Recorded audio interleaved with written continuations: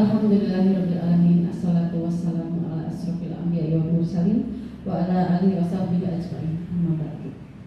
Yang terhormat Ibu Kepala Sekolah SDN 187 Lan Mausen yang diwakili oleh Bapak Wakasek kita, Bapak Yoyo.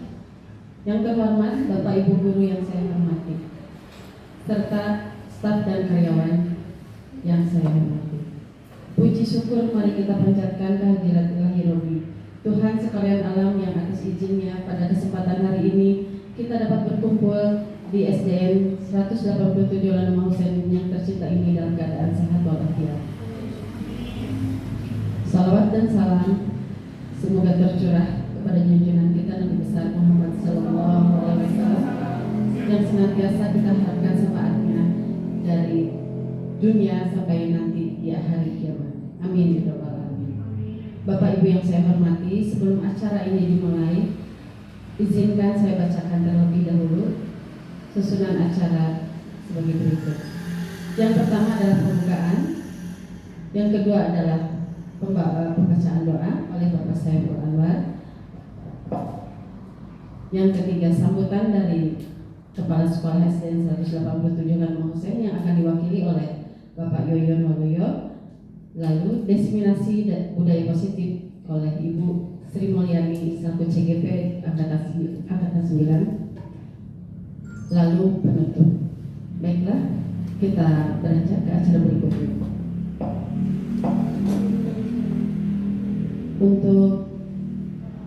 Untuk acara pertama tadi pembukaan sudah, mari kita melangkah ke acara kedua, yaitu pembacaan doa ayat suci Al-Quran oleh Bapak Saiful Anwar. Kami persilakan.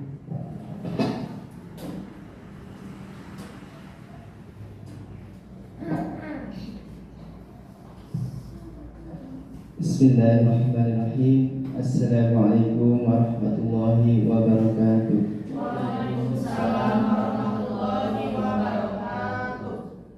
Ibu-ibu dan bapak-bapak, sebelum kita mulai acara ini, marilah kita berdoa terlebih dahulu. Mudah-mudahan acara ini diberkahi oleh Allah SWT, diberikan kelancaran. Amin ya Allah ya rabbal alamin. A'udzubillahi minasyaitonirrajim. Bismillahirrahmanirrahim. Alhamdulillahi rabbil alamin. Hamdan syakirin, hamdan na'imin, hamdan yuwafi ni'amahu wa yukafi'u mazidah. Ya Rabbana lakal hamdu kama yanbaghi li jalali wajhika karimi wa 'azimi sultanik. Allahumma shalli ala sayyidina Muhammad wa ala ali sayyidina Muhammad. Allahumma inna nas'aluka salamatan fid din wa afiyatan fil jasad wa ziyadatan fil ilmi wa barakatan fil rizqi wa taubatan qabla al maut wa rahmatan indal maut wa maghfiratan ba'dal maut. Allahumma hawwin 'alaina fi sakaratil maut wan najata minan nar wal afwa indal hisab. Rabbana la tuzigh qulubana ba'da idh hadaytana wa hab lana min ladunka rahmah innaka antal wahhab. Allahumma ighfir lana dhunubana wa liwalidayna warhamhuma kama rabbayana shaghira. Rabbana hab lana min azwajina wa dhurriyyatina qurrata a'yun waj'alna lil muttaqina imama. Rabbana dhalamna anfusana wa illam taghfir lana wa tarhamna lanakunanna minal khasirin. La ilaha illa anta subhanaka inni kuntu minadh dhalimin. Rabbana atina fid dunya hasanah wa fil akhirati hasanah wa qina adzabannar. Subhana rabbika rabbil izzati amma yasifun wa salamun 'alal mursalin walhamdulillahi rabbil alamin.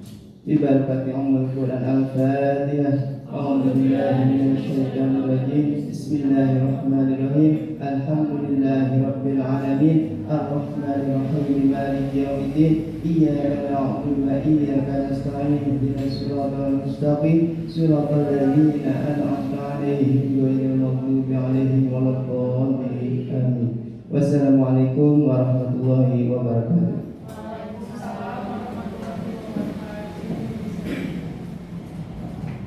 Baiklah, terima kasih Bapak Saiful. Untuk acara berikutnya yaitu kita menyanyikan dulu Indonesia Raya yang akan dipimpin oleh Ibu Istifani Bonita. Silakan kepada rekan-rekan dipersilakan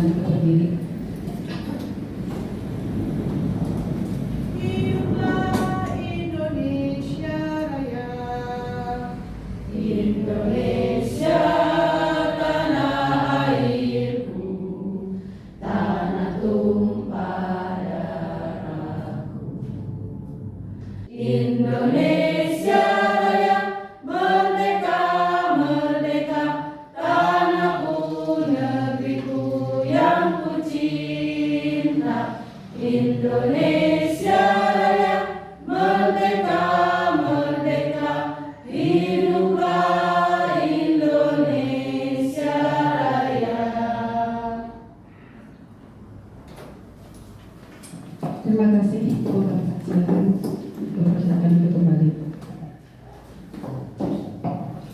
Baiklah, untuk acara berikutnya yaitu kita dengarkan sambutan dari Bapak Yoyon Waluyo selaku wakil dari Ibu Kepala Sekolah.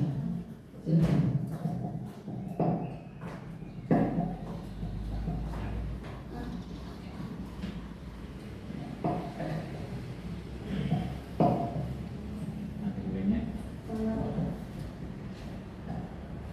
Bismillahirrahmanirrahim. Assalamualaikum warahmatullahi wabarakatuh. Waalaikumsalam warahmatullahi wabarakatuh.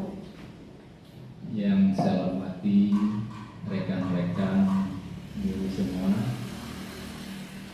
yang saya hormati Ibu Sri selaku CGP Angkatan 9 Kota Bandung, yang tentunya nanti akan memberikan suatu pencerahan bagi kita semua. Dan tak lupa kita awali puji syukur kita panjatkan kepada Allah Subhanahu wa Ta'ala. Salawat serta salam senantiasa terlimpah curah kepada junjungan alam Habibana wa Nabiyana Muhammad sallallahu alaihi wasallam.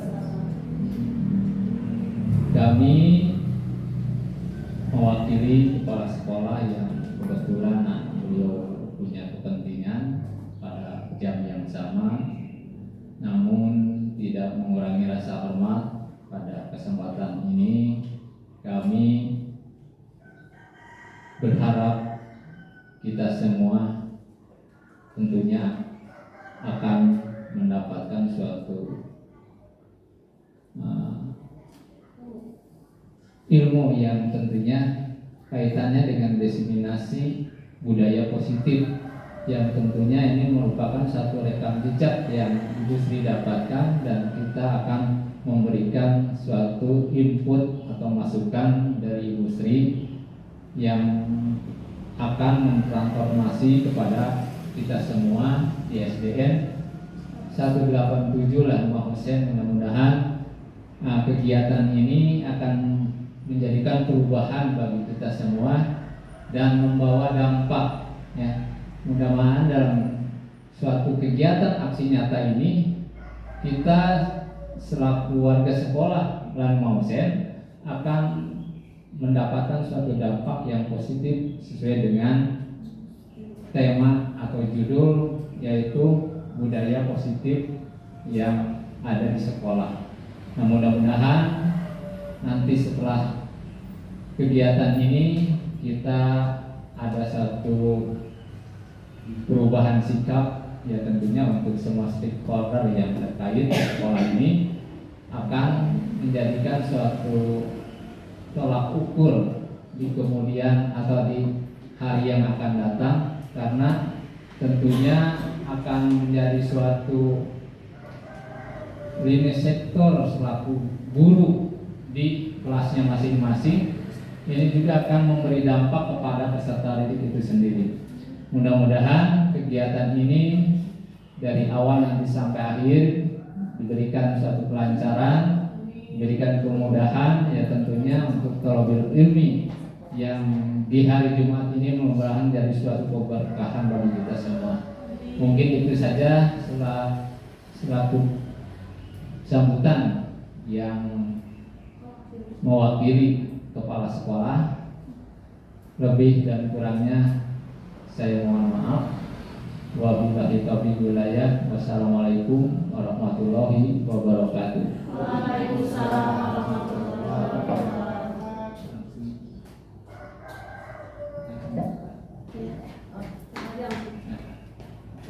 Ya, mungkin dengan diawali Bismillahirrahmanirrahim, maka kegiatan aksi nyata CGP Angkatan 9 Kota Bandung saya buka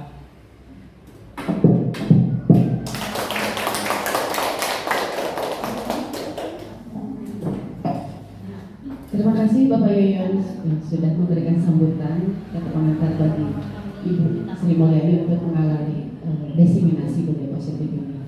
Baiklah teman-teman dan rekan-rekan semuanya, menginjak acara berikutnya yaitu kita ke inti materi, yaitu diseminasi tentang budaya positif yang akan nanti dipaparkan oleh Ibu Sri Mulyani. Mari kita dengarkan. Silakan waktu dan tempat kami persilakan. Terima kasih Bu Linda.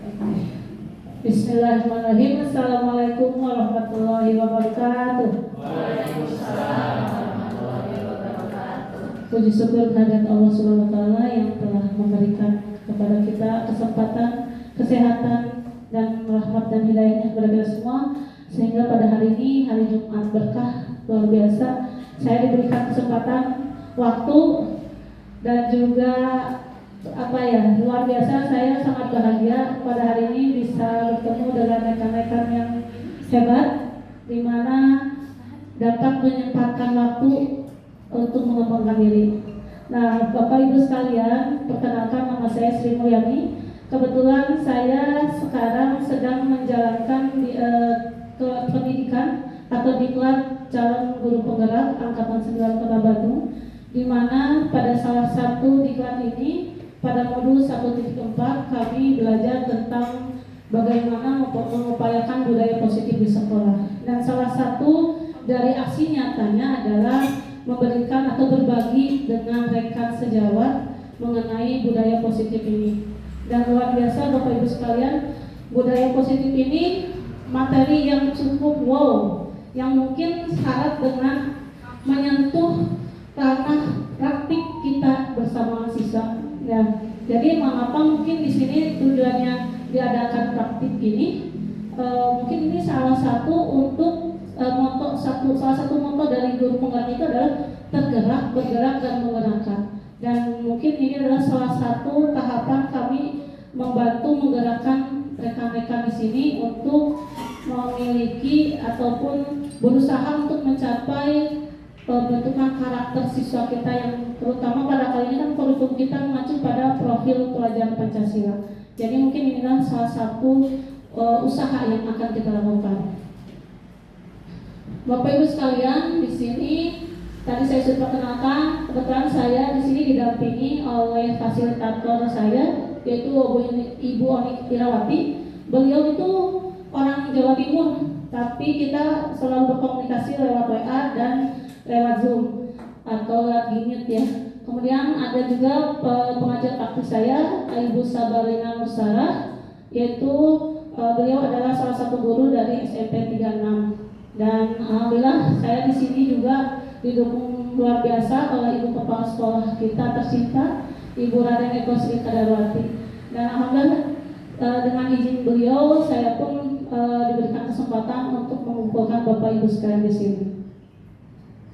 Nah, Bapak Ibu sekalian, tapi sebelum ke makna, saya ingin dulu ya, biarkan saja supaya nggak tegang. Ini mah jangan ini ya, supaya enak, relax. Kita gerakan dulu. Kalau tadi berdiri nyanyi, ada gerakan senam sedikit supaya ini. Bu Linda ingat yang kemarin ada pemanasan di sana, buat pemanasan ice breaking. Kayak masih ingat ada di sini pernah apa? Buka tutup, buka tutup. Bertepuk tangan, buka tutup, buka tutup, bertepuk tangan, digulung-gulung, digulung-gulung, sambil bersama senyum, digulung-gulung, digulung-gulung, sambil tertawa, ha ha. Jadi hanya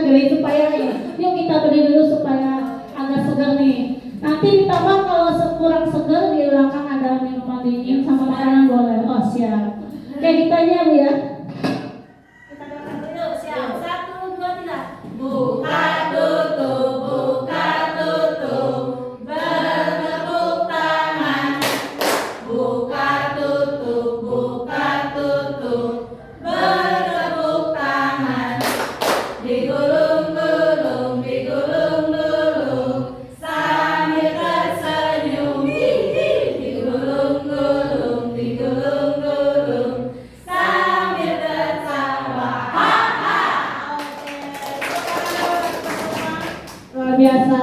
Udah tersenyum Bapak Ibu sekalian? Sudah dibuka tangannya, mudah-mudahan tidak pegel lagi ya. Baik, kita akan lanjutkan. Bapak Ibu sekalian, kita akan awali karena judulnya adalah budaya positif. Pernah dengar tidak budaya positif itu apa? Pernah. Apa coba Bu? Ibu Fani pernah dengar apa itu Bu? Kebiasaan positif. Oke, ada lagi Ibu Bapak? Ya. Oke, perbuatan yang berulang dan berbentuk positif baik ya, perilaku baik yang berulang mungkin ya.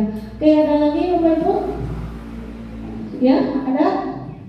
Oke, betul sekali Bapak Ibu bahwa budaya positif itu yang tadi disebutkan oleh Bu Fani dan Bu Risa itu adalah betul. Budaya positif merupakan perwujudan nilai-nilai atau keyakinan universal yang diterapkan di sekolah. Budaya positif diawali dengan perubahan paradigma dalam teori kontrol. Selama ini barangkali kita sebagai guru merasa berkewajiban mengontrol perilaku siswa agar memiliki perilaku yang sesuai dengan guru harapkan. Tadi disebutkan berulang, betul Bapak Ibu, suatu perilaku jika tidak diulang dan tidak menetap pada dalam diri tidak bisa disebut dengan budaya. Itu mah hanya perilaku biasa saja.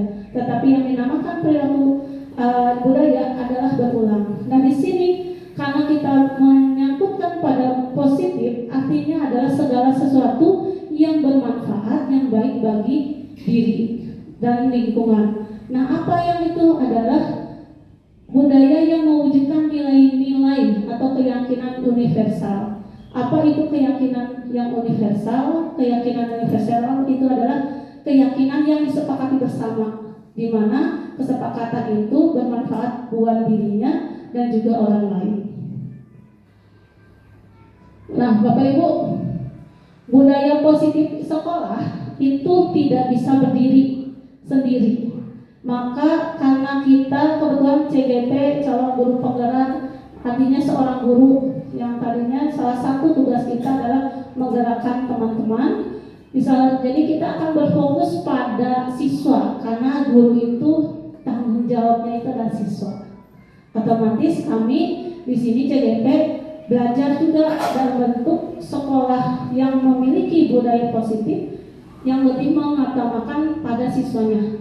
Jadi mohon maaf kalau pada kesempatan ini kita lebih fokus kepada anak ya. Nah, Bapak Ibu sekalian, di sini ada beberapa hal yang mempengaruhi budaya positif di sekolah. Yang pertama adalah disiplin positif dan nilai kebijakan universal. Kedua, motivasi hukuman, penghargaan dan restitusi. Keyakinan kelas, kemudian kebutuhan dasar manusia, 5 posisi kontrol, dan segitiga restitusi. Dari keenam hal ini adalah hal-hal yang perlu diperhatikan oleh seorang guru. Kita bahas satu-satu. Yang pertama adalah disiplin positif. Sering mungkin pernah dengar ya, disiplin positif. Ada positifnya lagi. Nah, Bapak Ibu, disiplin itu sendiri diartikan sebagai makna sesuatu yang dilakukan seseorang pada orang lain untuk mendapatkan kepatuhan. Jadi kalau kita biasa bayangkan disiplinnya harus patuh, harus nurut gitu ya.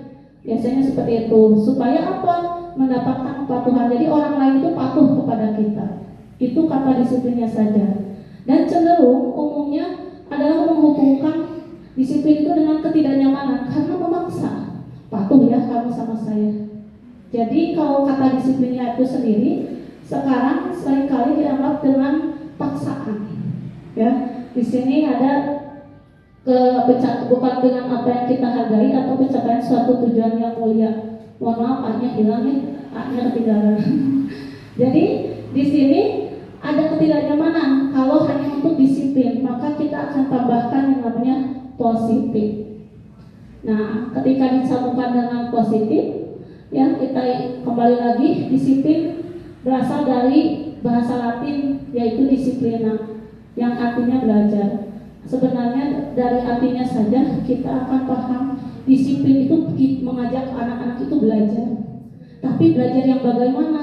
Kalau tadi kata disiplin yang biasa kita bayangkan itu adalah memaksa orang tua harus nurut seperti itu. Nah, kita akan belajar bagaimana konsep seperti itu kita akan rubah.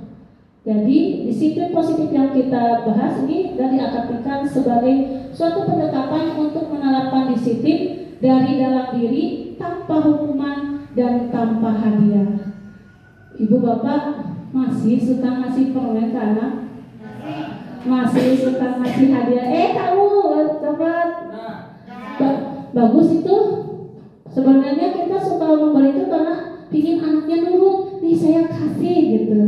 Nah, tapi kita dalam budaya positif ini, rupanya di sini kita akan belajar bagaimana disiplin itu tidak dibarengi dengan adanya hukuman ataupun hadiah. Kenapa itu? Yuk kita lanjut ya. Nah, kita akan masuk ke nilai-nilai kebajikan. Nah, apa hubungannya dengan disiplin positif? Ketika seseorang ingin menerapkan disiplin positif tanpa ada pengaruh dari luar, yang artinya disiplinnya dari dalam diri bukan dari luar, maka kita harus memiliki nilai-nilai kebajikan yang kita percaya. Oh, percaya nih kalau begini saya akan begini. Percaya nih kalau saya tuh tidak, kalau saya datang tepat waktu, artinya saya akan lebih siap belajar. Nah, pemahaman ketika anak datang ke sekolah tepat waktu itu terkadang tidak dipahami oleh anak. Saya pada yang penting datang tepat waktu, ya pas bel, yang penting pas bel, tidak lewat dari bel, saya ada di kelas.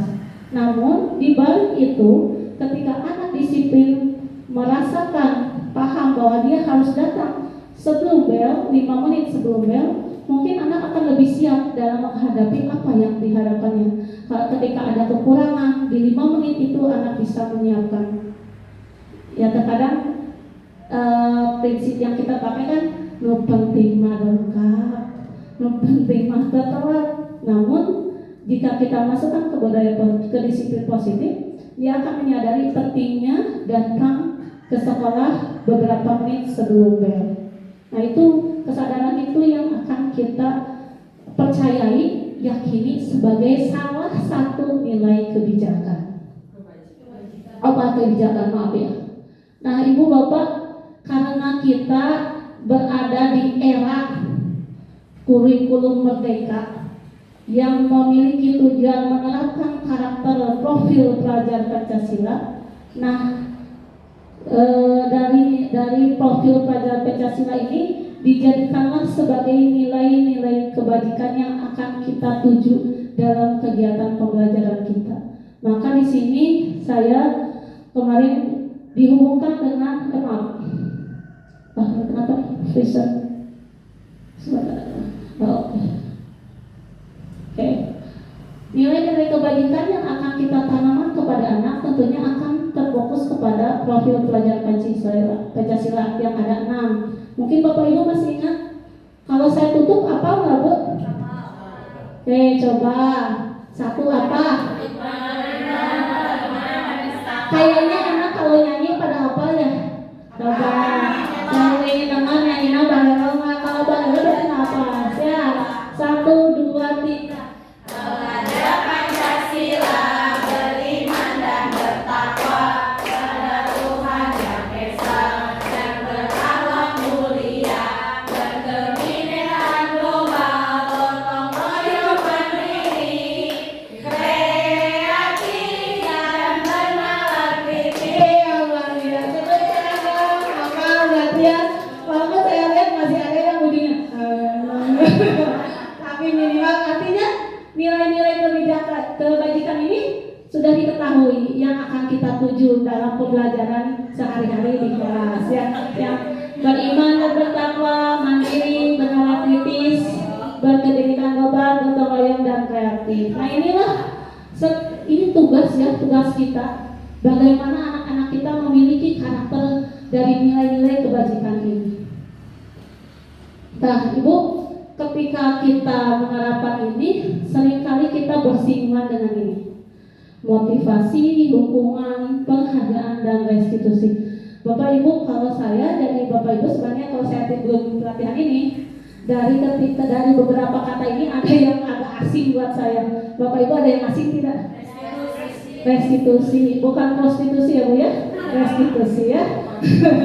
Itu jangan dinikan. Betul Ibu, ketika Ibu Bapak, ketika saya belum belajar ini, saya ini apa sih restitusi ini? Motivasi mah apa? Apa coba motivasi? Dorongan untuk berbuat sesuatu. Hukuman kayak sanksi, kemudian penghargaan, apresiasi, dan restitusi. Langsung apa itu ya? Kita akan pelajari hari ini. Nah ini tadi motivasi dorongan yang timbul pada diri seseorang secara sadar atau tidak sadar untuk melakukan suatu tindakan dengan tujuan tertentu. Jadi seseorang melakukan perilaku pasti ada dorongan. Ibu kesini dorongannya karena oh ya si Busri ya Busri ada diseminasi ada diseminasi. Tapi ini kayaknya materinya apa ya menarik nih, saya mau pilih data bisa seperti itu. Dorongan ibu ke sini. Ibu dorongan bawa tumbler, apa dorongannya? Kewajiban sekarang mah ya harus mengurangi sampah ya. Jadi itu yang mendorong bapak ibu ke sini bawa tumbler gitu ya. Kemudian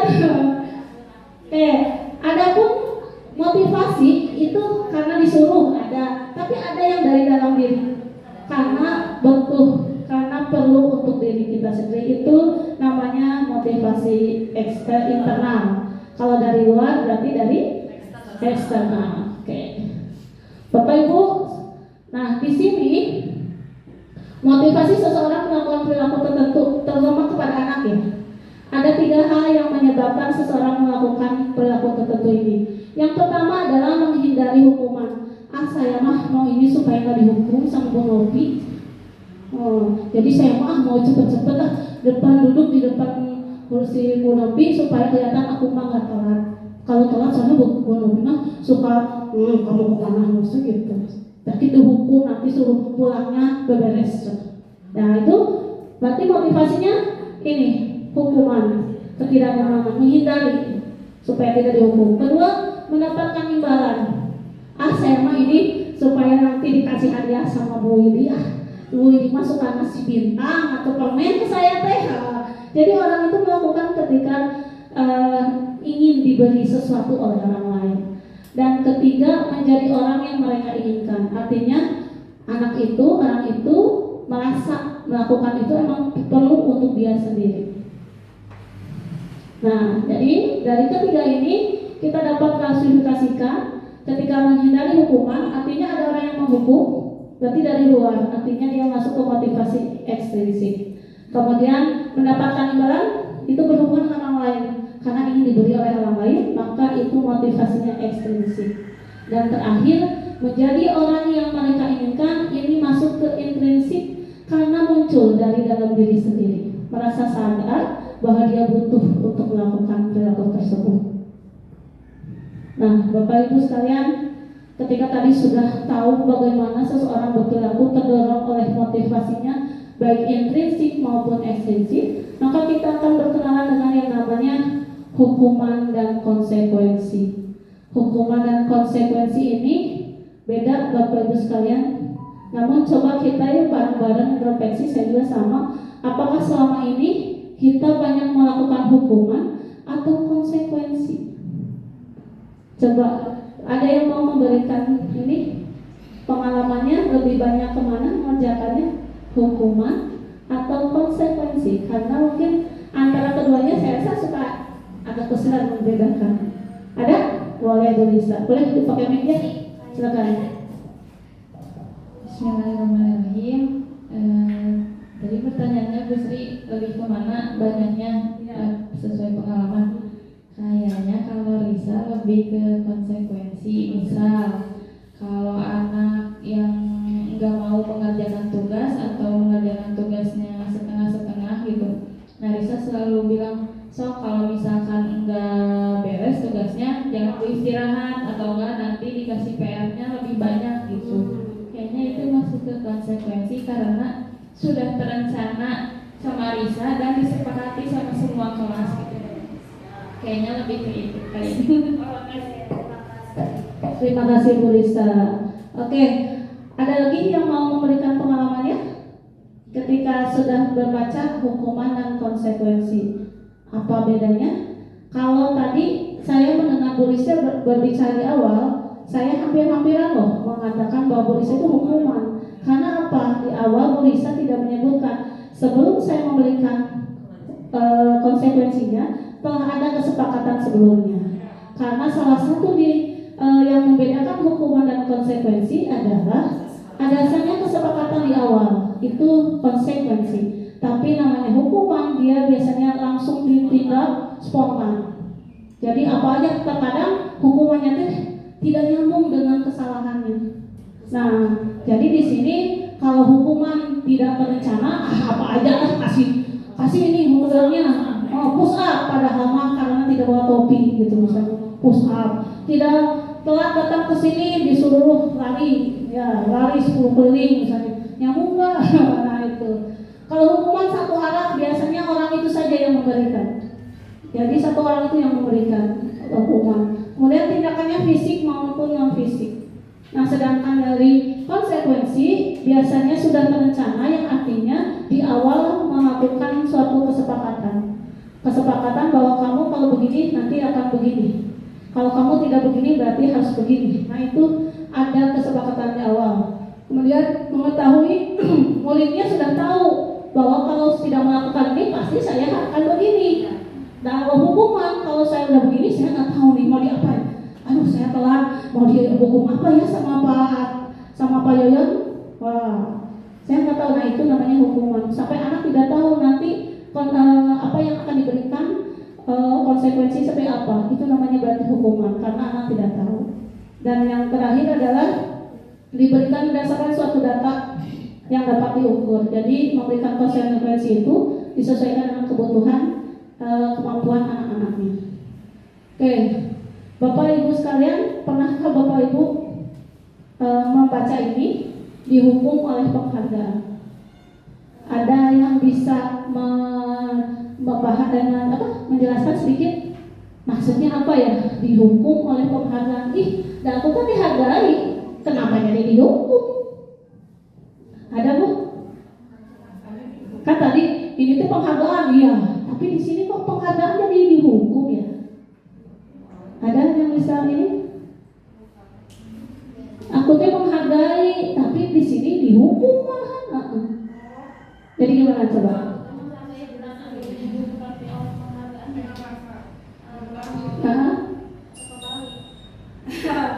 Ini anak dihukum oleh penghargaan. Artinya ibu bapak kita akan lebih dalam. Bapak ibu sekalian, kenapa penghargaan bisa menjadi suatu hukuman? Nah, di sini penghargaan dihukum oleh penghargaan. Penghargaan dihukum oleh penghargaan. Maksudnya apa? Di sini Al-Fiqh ya, di sini mengumpulkan bahwa baik penghargaan maupun hukuman adalah cara-cara mengontrol perilaku seseorang yang menghancurkan potensi untuk pembelajaran yang sesungguhnya. Apa maksudnya? Maksudnya adalah hukuman dan penghargaan. Tadi di awal kita belajar bahwa keduanya adalah faktor motivasi ekstrinsik. Sehingga jika orang itu tidak ada, bisa jadi anak akan melakukannya lagi. Artinya penghargaan hampir sama pengaruhnya terhadap hukuman, sama dengan efeknya seperti hukuman. Nah di sini,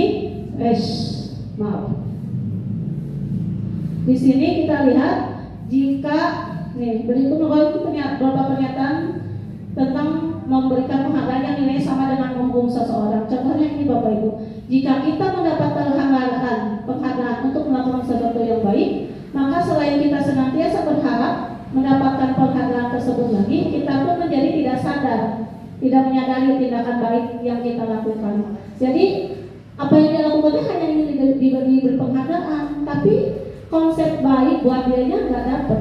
Akhirnya itu tetap saja jadi hukuman bagi anak-anaknya. Apa hukumannya? Hukuman yang tidak paham terhadap manfaat apa yang dia lakukan. Jadi balik kayak bumerang ya, jadi balik lagi. Tadinya mah supaya memberikan penghargaan, tapi anak jadi tidak sadar bahwa itu baik buat dia karena apa. Kedua, jika seseorang diberikan penghargaan atau pujian di depan orang banyak, maka yang lain akan merasa iri, dan sebagian dari mereka akan tidak menyukai orang yang diberi penghargaan. Mereka yang percaya bahwa mereka tidak memiliki kesempatan untuk mendapatkan penghargaan akan berhenti mencoba. Oh seperti kamu mau bagus, katanya hari abi menit tadi puji waktu si ibu. Ih, si Eta mah ada gitu-gitu. Ada si Eta mah pantes, kita mah ada apa tuh? Akhirnya membuat ciut orang lain.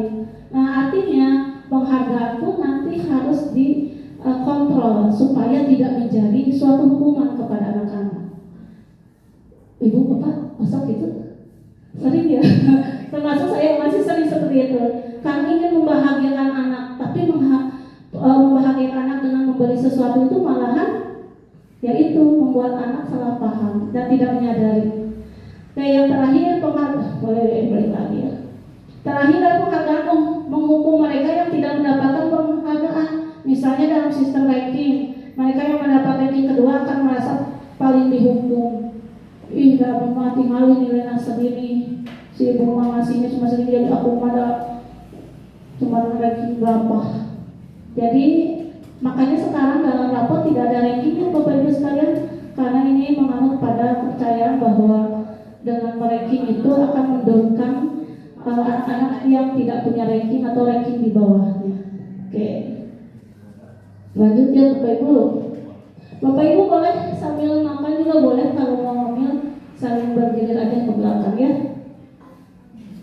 Nah Bapak Ibu, setelah kita tahu motivasi anak melakukan sesuatu di kelas, tentunya tadi ada menyinggung kesepakatan di awal. Nah kita ada yang namanya keyakinan kelas. Kelas memiliki keyakinan, yaitu bentuk upaya untuk membentuk disiplin positif di sekelasnya sendiri. Mengapa keyakinan kelas? Mengapa tidak peraturan kelas? Ada yang bisa menjawab Bapak Ibu sekalian? Mengapa harus keyakinan kelas? Biasanya kayak peraturan kelas. Peraturan di sini, iya mah peraturan kelas mah begini. Biasanya pakai peraturan kelas atau keyakinan kelas Bapak Ibu di kelasnya? Masih peraturan ya. Kalau di sini katanya mengapa keyakinan kelas, mengapa tidak peraturan kelas? Kira-kira kenapa ya? Kalau udah pikir kalau peraturan kelas itu biasanya satu arah ya, dari guru misalkan menetapkan peraturan seperti ini gitu kan, sifatnya baku. Jadi kalau keyakinan kelas biasanya kembali lagi kayak tadi kesepakatan jadi dua arah gitu. Mungkin ya. Betul sekali Bu Novi. Kalau peraturan biasanya ada guru, peraturan kelas ini begini. Tapi kalau kesepakatan keyakinan kelas itu akan mengajak anak-anak kita untuk menyepakati sesuatu. Dan tentunya proses itu akan didorong dengan yang tadi, nilai-nilai kebijakan yang diyakini oleh warga kelas itu sendiri. Jadi kayak demokrasinya lah. Kalau peraturan mau otoriter, guru nggak boleh makan di dalam kelas, nggak boleh peraturan. Tapi kalau kesepakatan anak-anak bagaimana ya supaya kelas kita tertib ketika masuk atau ketika belajar kita nyaman. Nanti anak yang menjawab, nah sepakati apa yang harus dilakukan. Ya, oke. Terima kasih ya. Kita lanjut. Nah, Bapak Ibu sekalian, tentunya keyakinan kelas ini sudah mulai dijalankan dengan adanya program kurikulum merdeka. Tentunya yang sudah menjalankan kurikulum mereka sudah tidak asing sebenarnya. Namun apa yang harus diperhatikan ketika menyusun keyakinan kelas? Yang pertama adalah guru membantu murid untuk menyusun keyakinan kelas. Jangan dilepas Bapak Ibu, ajak diskusi, yuk susun keyakinan kelas yang dipercayai. Kemudian keyakinan kelas disusun melalui pernyataan universal yang disepakati bersama baik secara tersirat maupun surat. Di sini kata-katanya yang simpel aja, nggak usah yang terlalu berat, ya. Kemudian mudah diingat dan mudah diterapkan. Nggak usah mulu-mulu lihat visi misi atau catatan di organisasi lain yang bla bla bla bla panjang. Tapi kita mah anak SD yang mudah dipahami oleh anak SD aja, ya. Lanjutnya Bapak Ibu, nah ini kita masuk ini sebenarnya materi yang tadi saya singgung, apa itu restitusi ya? Berhenti restitusi itu Pak. Oke, berhenti untuk memperbaiki. Oke, melihat lagi ke belakang. berhenti, memperbaiki, lihat ke belakang, apa yang setelah dilakukan. Oke, bagus sekali Pak Ajat ini. Nah Bapak Ibu, ada sedikit yang sudah tadi Pak Ajat mengatakan seperti itu. Ada lagi ke belakangnya lagi, tapi jangan mengingat mantan ya, mengingat ke belakang. Ada lagi Bapak Ibu yang mau memberikan masukan? Gimana Bu Dena?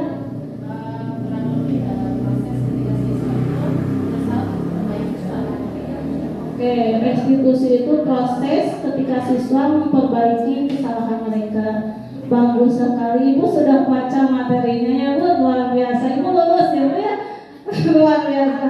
Betul sekali apa yang dikatakan Bu Linda. Di restitusi ini berhubungan dengan siswa bagaimana memperbaiki kesalahannya. Dengan cara kata tadi Pak Ajat, melihat ke belakang. Apa lihat ke belakang? Nengok gitu, nuansa api bukan. Tetapi melihat kejadian kemarin, apa yang melatar belakangi anak melakukan hal tersebut. Ya, kita lanjutkan. Nah, Bapak Ibu, kita akan perdalami restitusi itu apa. Restitusi itu merupakan proses penciptaan kondisi bagi murid untuk memperbaiki kesalahan mereka sehingga mereka bisa kembali kepada kelompok mereka dengan karakter yang lebih kuat. Artinya ketika anak melakukan kesalahan itu Bu, bukan jadi merasa paling salah, habis males udah melakukan kesalahan, saya emang nggak bisa bareng lagi sama dia. Nah, hal itu jangan sampai terjadi. Jadi anak-anak harus bisa kembali kepada teman-temannya. Selanjutnya adalah restitusi merupakan proses kolaboratif yang mengajarkan murid untuk mencari solusi untuk masalah mereka dan membantu murid berpikir. Nah, di sini ada proses membantu siswanya berpikir. Bukan hanya dikasih konsekuensi kalau di dalam restitusi, tapi diajak berpikir tentang orang seperti apa yang mereka inginkan dan bagaimana mereka harus memperlakukan orang lain.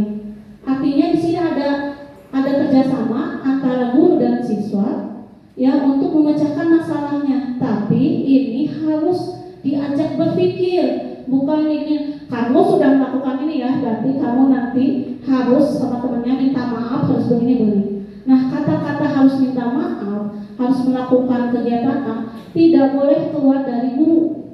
Tapi guru harus mendorong siswa mengucapkan itu. Nah, ini memang salah satu yang cukup yang sampai saat ini saya masih agak susah untuk menggali anak supaya mau mengungkapkan idenya bagaimana cara mengatasi hal itu. Kadang-kadang masih aja kita harus seperti itu.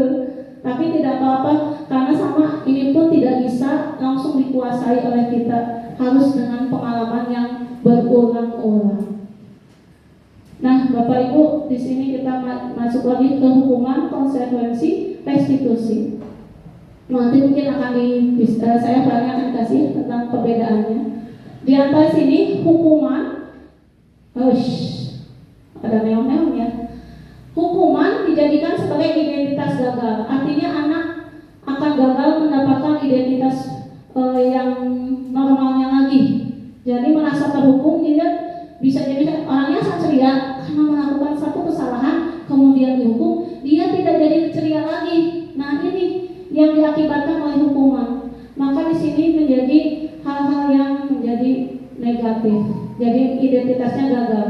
Sedangkan konsekuensi restitusi ya dihubungkan dengan disiplin, mendorong seseorang melakukan sesuatu dan menjadikan identitas sukses. Artinya dia akan mendapatkan identitasnya kembali, percaya diri untuk kembali kepada teman-temannya walaupun sudah melakukan kesalahan. Jangan sampai anak yang melakukan kesalahan diacuhkan sama temannya. Si Eta ada kamar gitu, ayo. Nah, jangan sampai anak yang melakukan kesalahan gitu kan. Karena itu juga anaknya itu juga kasihan kan. Dia tidak bisa beradaptasi lagi bermain bersama teman-teman yang lain. Maka kita harus mengangkat lagi identitas anak itu supaya percaya dan mau membaur dengan teman-teman yang lain. Maka jangan kita diarahkan untuk tidak memberikan hukuman, tetapi berikanlah konsekuensi dan restitusi.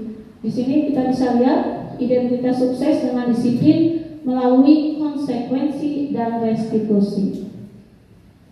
Nah, Bapak Ibu sekalian, kalau tadi nah aturan restitusi teh. Restitusi itu adalah nih.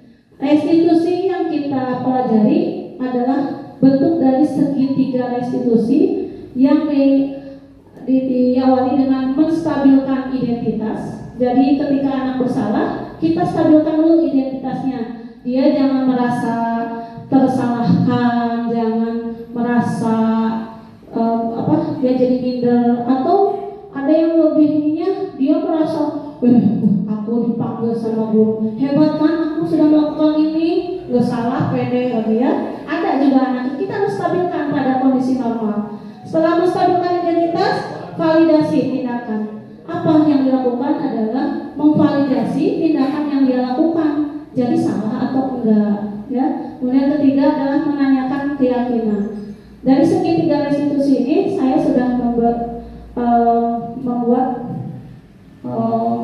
ini. Nah, menstabilkan identitas, menanamkan prinsip kesalahan sebagai bagian dari proses pembelajaran. Artinya ketika anak melakukan kesalahan, dianggap Dek, kamu sudah melakukan itu, gak apa-apa, itu pelajaran buat kamu. Tapi jangan begitu, kamu ya sudah begitu salah itu teh. Nah, itu bukan menstabilkan identitasnya, malah akan anak down. Jadi katakan bahwa ini sebagai dari proses pembelajaran. Kemudian mengubah identitas anak dari orang yang gagal karena melakukan kesalahan menjadi orang yang sukses. Jadi kalau melakukan kesalahan jangan didoktrin salah, kamu mau nggak benar. Kita harus angkat dengan melakukan kesalahan berarti kamu harus memperbaiki. Betul ya. Nah, validasi tindakan di sini ada memahami kebutuhan dasar yang mendasari tindakan, kemudian mengatur tujuan setiap tindakannya, dan guru menggeser pemikiran stimulus respon menjadi proaktif. Nah, di sini kita memvalidasi jadi mendorong siswa untuk memahami bahwa apa yang dia lakukan itu ada yang sesuatu yang melenceng atau yang salah. Tapi kesadaran itu jangan dikasih tahu oleh guru, tapi siswanya sendiri. Misalnya nanti saya akan beri susun, misalnya kamu tahu nggak perbuatan itu apakah baik, terus gimana pengaruhnya sama orang lain. Jadi dia akan menceritakan, oh iya ya, saya teh begini bisa membuat orang seperti ini. Jadi anak menyadari apa efek dari apa yang dia lakukan. Selanjutnya ada menanyakan keyakinan. Setelah anak tahu bahwa sadar tindakan ia itu memang kurang baik, maka kembalikan ke keyakinan kelas, di mana murid siap untuk menghubungkan nilai-nilai yang dia percaya dan berpindah pada menjadi orang yang dia inginkan. Murid diberikan pertanyaan tentang kehidupan yang diharapkan di masa depan sehingga guru dapat membantu murid memfokuskan diri pada gambaran. Bapak Ibu sekalian, menanyakan keyakinan di sini artinya mulai guru mendorong siswa menemukan solusinya. Ketika sudah sadar bahwa perilakunya salah, kemudian guru akan mendorong menghubungkan keyakinannya dengan apa yang harus dia lakukan. Itu sehingga restitusi itu mulai membentuk anak siap mengatasi masalahnya sendiri. Nah, ini tahapannya dan lebih fullnya, di mana di sini ada beberapa pertanyaan yang bisa kita gunakan untuk melakukan segitiga restitusi. Nanti bisa dilihat lagi ya. Oke, sampai di sini dulu, sampai tahapan. Ada yang mau ditanyakan, Bapak Ibu? Siap, Pak Yayan, Mangga. Ini berkaitan dengan yang materi tadi yang lewat. Ya. Tentunya ini ada fenomena eksternal yang seringkali itu melibatkan peserta didik di luar sana, ya. Misalkan kita pernah terjebak dengan suatu pemberian kepada yang di jalanan Mustafa, ya, yang nyata-nyatanya itu masih anak produktif di usia SD, ya.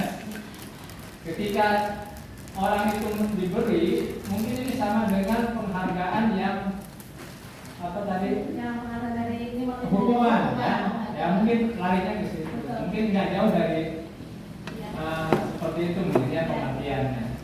Ya makanya ini untuk mengingatkan kepada kita semua mungkin ya, karena fenomena negara juga ada kaitannya dengan peserta didik yang notabene-nya dia lebih cenderung mengamen karena penghasilannya menjanjikan kan. Jadi tak ada sekolah kan. Sementara kita dianjurkan untuk wajib belajar itu 9 tahun.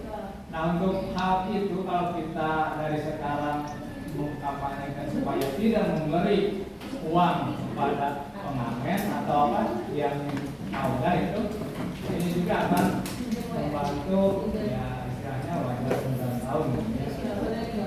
Mungkin itu hanya samaannya di luar. Oke, terima kasih Pak Yayan. Betul sekali Bapak Ibu sekalian. Tepuk tangan dong buat Bapak, hebat bisa menyimpulkan contoh di lapangan ketika anak yang kita tahu lah sekolah kita dekat dengan lingkungan apa. Ketika anak suka mengamen, dianggapnya sebagai penghargaan, betul ya Pak Yayan ya? Sehingga anak-anak lebih nyaman. Nah, memang itu salah satu masalah yang kita hadapi di sekolah kita. Nah, ini salah satu cara untuk mengembalikan lagi anak-anak kita kepada jati dirinya sebagai pembelajar, dan mudah-mudahan yuk ayo kita bareng-bareng lah latihan ya. Dan saya juga sama kalau mempraktekkan tahapan segitiga restitusi tadi kata saya juga bahwa untuk menggali kemampuan anak untuk menyadari, untuk mencari solusinya itu kata-katanya gitu. Nah ini mungkin ada beberapa pertanyaan yang bisa kita lakukan.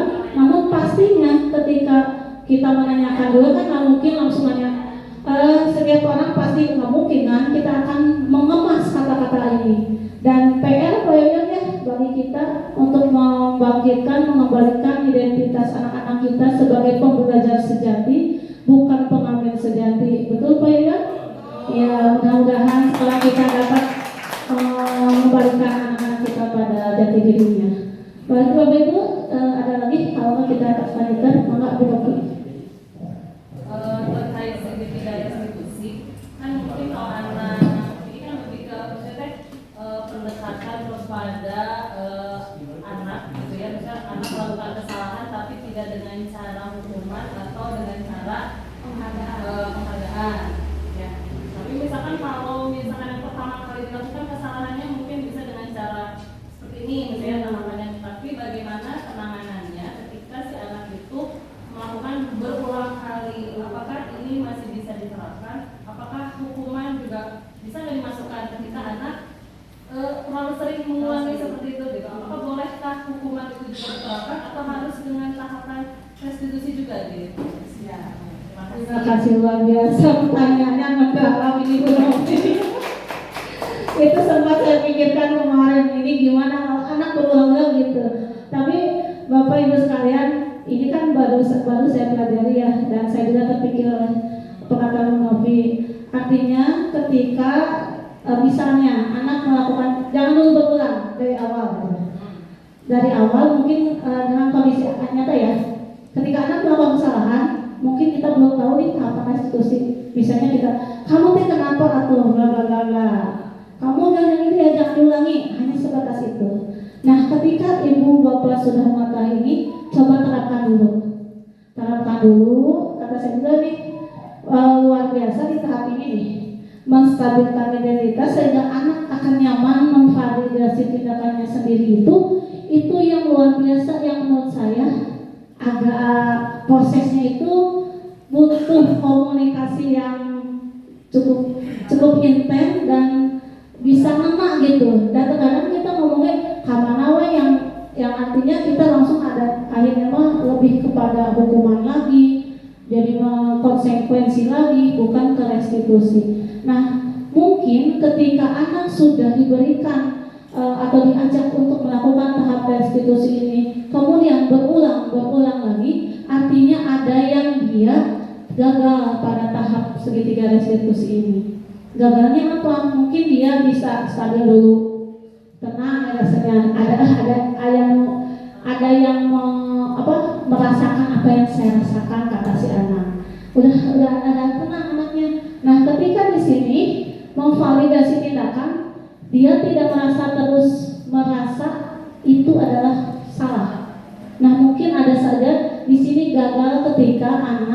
memvalidasi tindakannya. Jadi anak ketika kita dorong untuk menyadari, anak itu tidak sadar.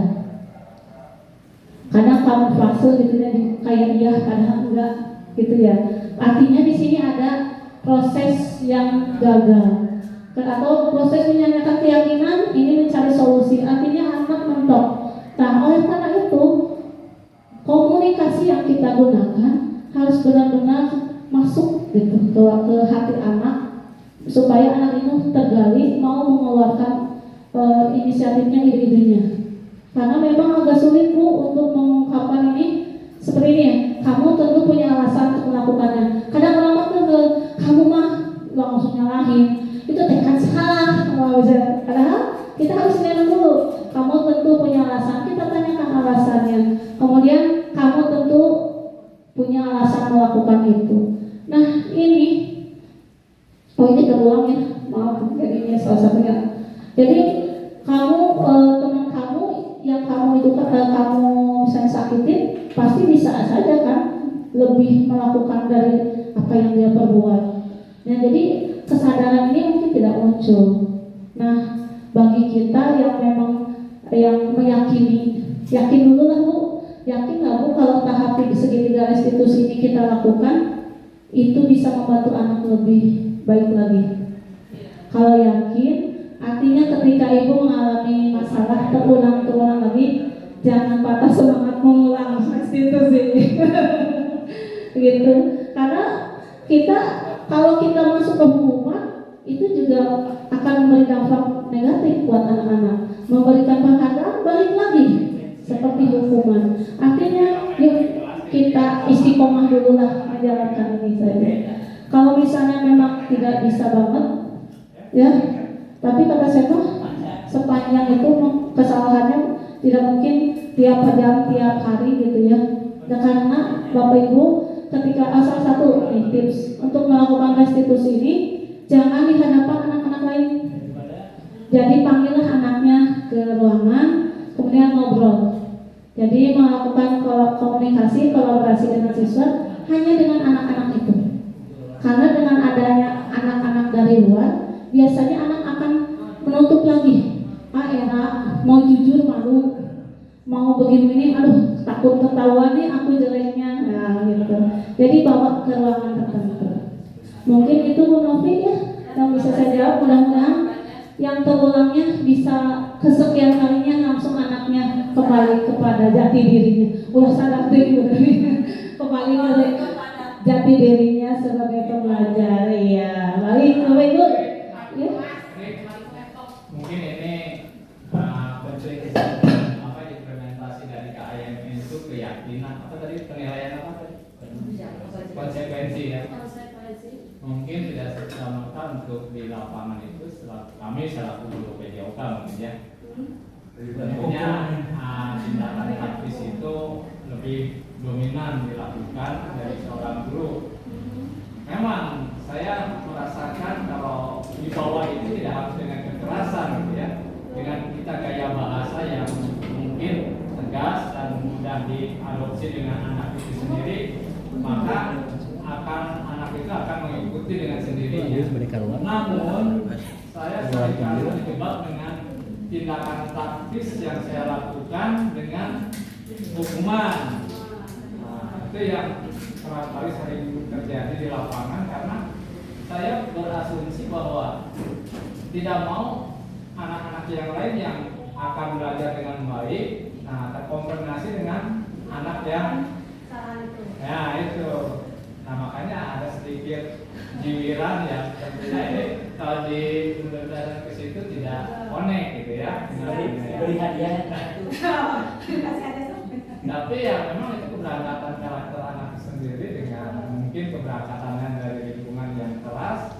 Maka ketika kita diberi hukuman seperti itu, ya main gitu ya, no problem gitu. Dan kembali lagi seperti kaset diputar. Nah itu yang seperti itu. Mungkin ada sedikit ketimpangan, tidak sama dengan kita secara klasikal dengan yang di lapangan. Terima kasih Pak Yoyo.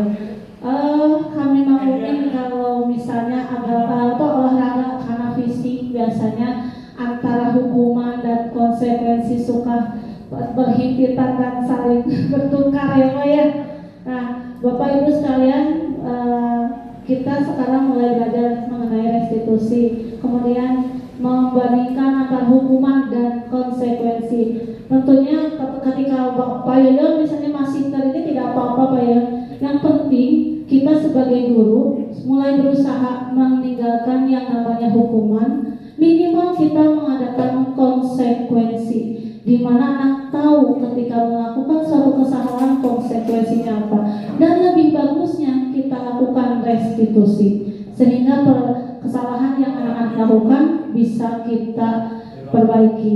Dan perbaikannya itu karena restitusi muncul dari anak, maka anak akan lebih menyadari dan lebih paham untuk melakukannya. Ya, itu saja mungkin Pak Yan ya.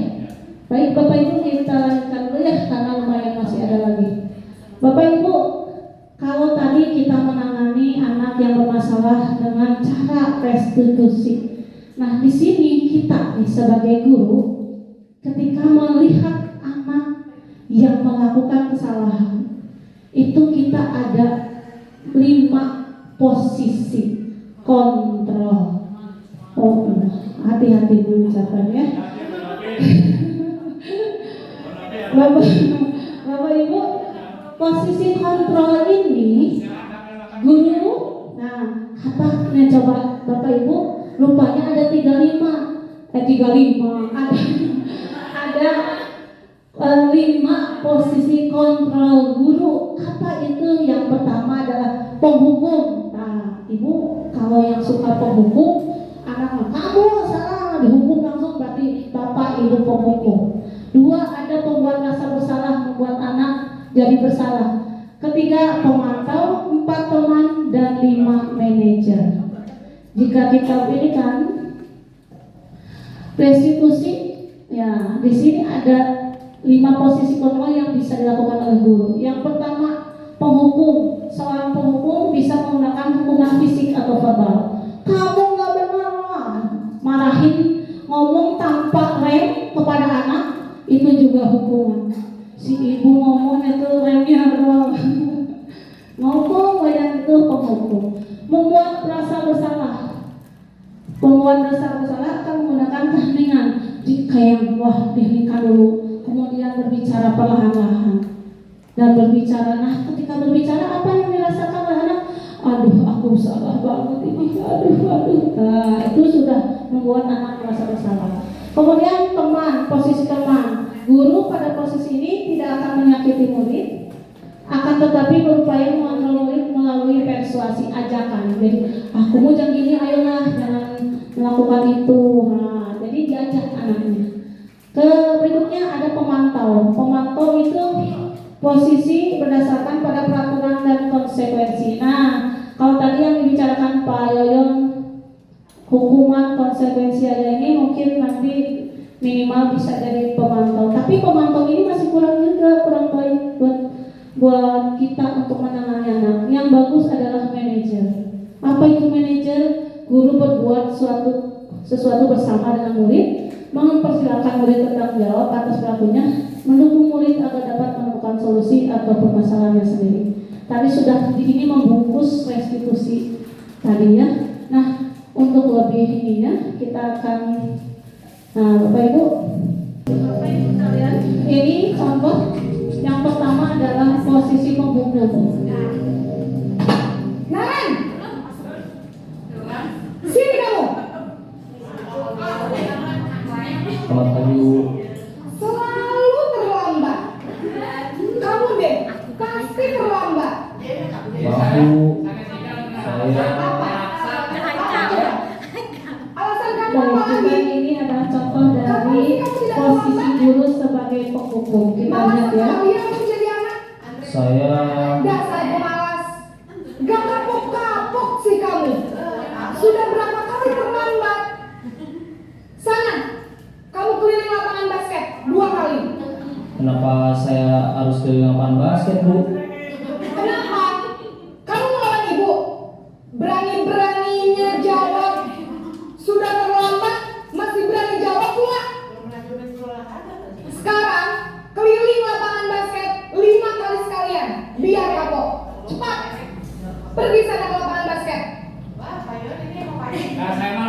Posisi tertutup biasanya berbicara dengan nada tinggi, menghardik, menurut. Tadi kita lihat ya, gimana Bapak Ibu kalau ibu jadi muridnya berhadapan dengan guru itu bagaimana? udah begini aja sekali kalimat keluar udah kayaknya mental gitu ya, luar biasa. Mau hukumnya tidak dengan fisik langsung, tapi dengan kata-kata yang keras. Aduh, ini berarti apa tadi? Dengan verbal. Jadi tidak dengan fisik. Oh iya, itu bisa lagi. Nah, bagaimana dengan yang pertamanya, yang berikutnya ini kita masuk ke posisi pengalaman merasa bersalah. Ya, kalau tadi hukum, gimana nih membuat merasa bersalah? Apakah kita pernah melakukannya? Kita lihat contohnya. Kasih permen laksa.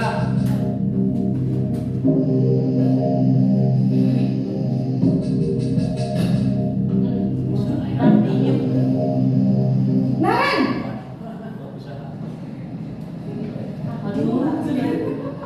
Selamat pagi Bu. Naren, kamu kenapa terlambat lagi nak? Ya Tuhan Naren, kamu senang ya bikin ibu susah ya? Kalau kamu terlambat lagi, nanti ibu yang ditegur bapak kepala sekolah nak. Disangka ibu tidak bisa membina kamu. Duh, gimana ini? Maaf Bu. Duh Gusti Naren, kamu suka ya kalau ibu tegur bapak kepala sekolah? Terus, sekarang ibu harus tulis apa ini di buku absen? Ini kamu sudah sering terlambat loh. Ibu harus apa coba? Maaf Bu. Maaf sekali. Ya sudah, lain kali jangan bikin ibu susah lagi ya nak ya. Ibu tidak akan kuat lagi kalau kamu gini terus. Bisa jadikan kalau ibu tegur bapak kepala sekolah. Sana cepat ke kelas. Maaf ya Bu. Maaf sekali. Bapak Ibu, ini contoh dari seorang guru menjadikan menjadi anak merasa bersalah. Kayak yang baik tapi aduh gak kasihan. Anak sampai ini ya menjawabnya nambah panjang. Iya ibu, maaf ibu. Nah itu memperlihatkan bahwa anak mulai merasa bersalah, tapi tidak ada penyelesaian yang muncul di video ini ya. Oke, kita lanjut ke berikutnya. Kalau muridnya pengalaman gimana? Oke. Oke, posisi sebagai teman. Bagaimana posisi sebagai teman? Guru yang sebagai teman seperti apa?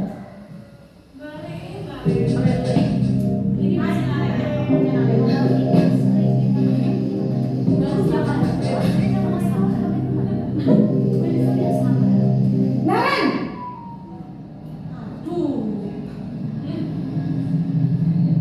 Selamat pagi Bu. wah sudah jam berapa ini nak? Terlambat lagi ya sayang. Iya Bu. Habis ibu saya lupa bangunkan saya Bu. Kamu malah menyalahkan ibu kamu. Kamu bukannya anak yang larinya paling kencang. Kok terlambat sih? Iya Bu. Saya memang terlambat bangun tadi. Jadi biarpun saya lari kencang, tetap gak kekejar Bu. Ya sudah sana. Nanti lain kali larinya lebih kencang lagi ya. Biar gak terlambat lagi. Bikin seneng ibu. Demi ibu. Bisa kan? Bisa lah Bu. Ya sudah sana masuk kelas. Ibu beresin urusan absen kamu. Kamu ini ada-ada saja. Baik, itulah itu posisi guru sebagai teman. Kalau preman biasanya akan membuat anak bersalah. Tapi di sini kegagalannya adalah anak tidak akan sadar-sadar bahwa perilakunya itu salah. Nah, Itu teman tapi mesra ya. dia kayak gitu. Lama, aduh.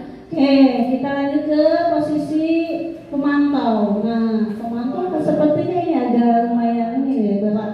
Kita lihat bagaimana posisi guru sebagai pemantau. Naren,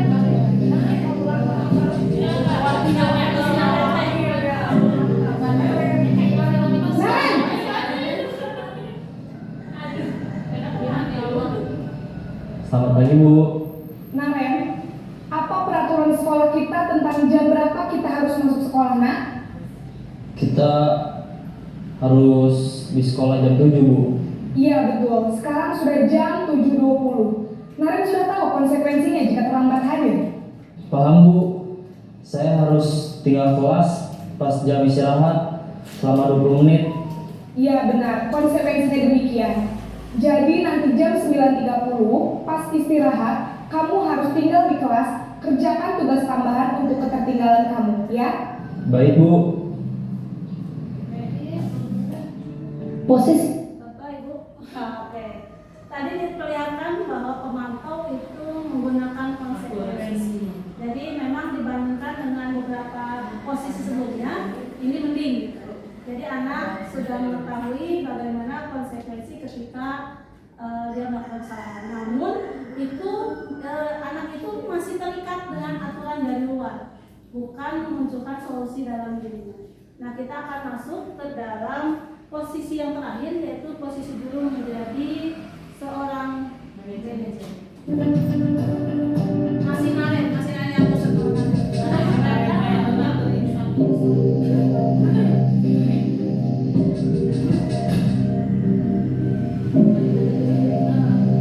Naren!